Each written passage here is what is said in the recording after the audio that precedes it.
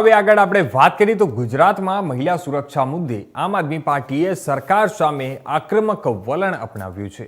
જે જણાવી દીધી કે આપ મહિલા પ્રમુખ રેશમા પટેલે આજે ગઈકાલે કાળી પટ્ટી બાંધીને ગૃહમંત્રી હર્ષ સંઘવીના રાજીનામાની માંગણી કરી છે।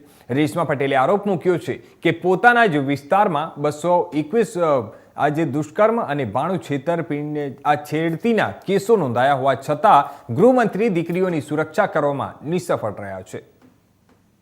જય હિન્દ। હું રેશમા પટેલ, ગુજરાત પ્રદેશ મહિલા અધ્યક્ષ આમ આદમી પાર્ટી। આજે હર્ષભાઈ સંઘવી જે ગૃહમંત્રી છે ગુજરાતના, એના વિસ્તારમાં 221 કેસ બળાત્કારના અને 92 કેસ છેડતીના નોંધાય છે। ગુજરાતમાં અનેક બળાત્કાર અને છેડતીના કેસો નોંધાય છે। ક્યાં છે મહિલા સુરક્ષા?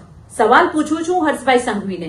જે હર્ષભાઈ સંઘવી ભાજપ સરકારની નિષ્ફળતાને દબાવવા માટે, ભાજપ સરકારની નિષ્ફળતાને ઢાંકવા માટે મોટા અને સારા ભાષણો કરવામાં નંબર 1 ગૃહમંત્રી આજે ગુજરાતની સુરક્ષા માટે નંબર 1 ક્યારે બનશે?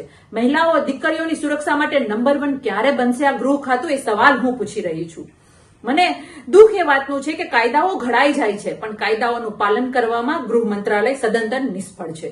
આજે હું ગુજરાતની દીકરીઓ માટે, ગુજરાતની મહિલાઓની સુરક્ષા માટે કાળી પટ્ટી બાંધી અને હર્ષભાઈ સંઘવીના ગૃહ મંત્રાલયનો વિરોધ કરું છું, ભાજપ સરકારનો વિરોધ કરી છું અને સુરક્ષાની માંગણી કરી રહી છું। તમે સુરક્ષા આપવામાં નિષ્ફળ ગયા છો તો આપી દો રાજીનામું। તમને ખુરશી ઉપર બેસવાનો કોઈ અધિકાર નથી। ગુજરાતમાં દીકરીઓ પીંખાઈ રહી છે। કેટલાય કેસ એવા છે જે છાપે ચડે છે, જે ચોપડે નોંધાય છે, અને કેટલાય કેસ તો એવા છે કે જે એમને દબાવાઈ જાય છે। મારે એટલું ગૃહમંત્રીને કહેવું છે કે તમે આ ખુરશી ઉપર બેસવાને લાયક નથી। અમે ગુજરાતની દીકરીઓ તમારી પાસેથી રાજીનામું માંગીએ છીએ। તમે માત્ર ભાજપ સરકારની વાહવાઈ કરવામાં નંબર 1 છો, પણ ગુજરાતની દીકરીઓને સુરક્ષા આપવામાં ઝીરો છો। આ વાત સ્પષ્ટ સાબિત થાય છે તમારા આંકડાઓ જોઈને।